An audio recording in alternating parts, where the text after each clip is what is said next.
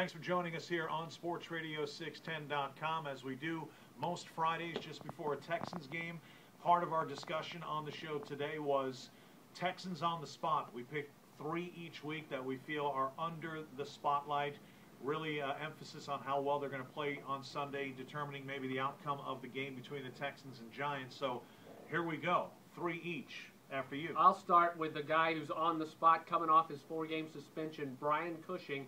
He's got something to prove to Texans fans, to his teammates. I know he's going to be amped up for this game. He's been waiting to hit somebody on a field for quite a long time, but he needs to prove that he's the same player this year that he was last year when he won NFL Defensive Rookie of the Year honors. He is definitely on the spot as the Texans take on the Giants. He's got to be on everybody's short list this week. Everybody's going to be looking at what Cushing does against the Giants.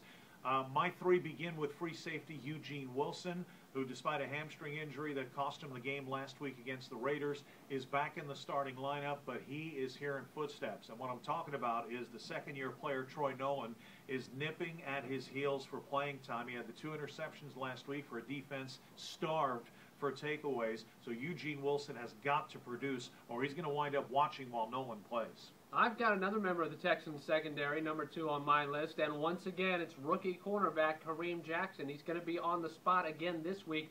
The Giants have a very good passing attack. Eli Manning throws the ball downfield, throws it well. This is not Bruce Gradkowski the Texans are facing this week.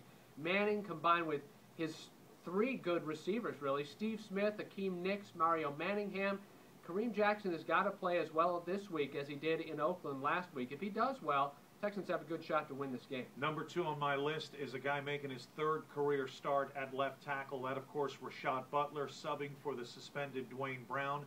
The Giants not only throw the ball well, but they get after the opposing quarterback as well as any team in the league, tied for the league lead in sacks with 16, and those 16 sacks are spread out among 7 different Giants. So they're going to be coming from all angles. But when you're the starting left tackle protecting the blind side of Matt Schaub, you're on the spot, and that's Rashad Butler at left tackle this week. No question he's on the spot, but I also have Eric Winston on my list. He rounds out my list of players who are on the spot this week, because it's not just Usi Umenyiora and the right side of the Giants' defensive line.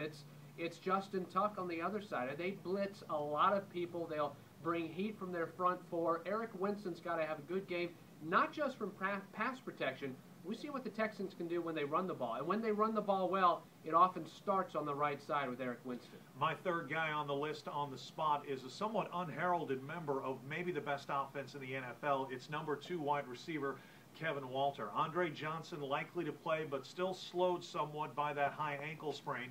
Jacoby Jones unlikely to play. And so Kevin Walter is going to be a big part of the offense on Sunday, I believe. Very underrated in areas like blocking.